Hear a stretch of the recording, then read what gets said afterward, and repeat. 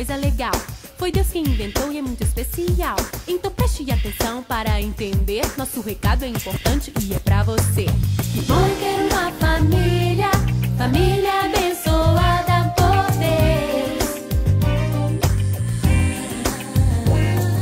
Papai, mamãe e filhos, todos sempre unidos, buscando a Deus. A coisa mais preciosa que alguém pode ter não são carros nem mais seu dinheiro pra dar ou vender. O mais importante, que mais tem valor, é viver com a família nos caminhos do Senhor. Que bom ter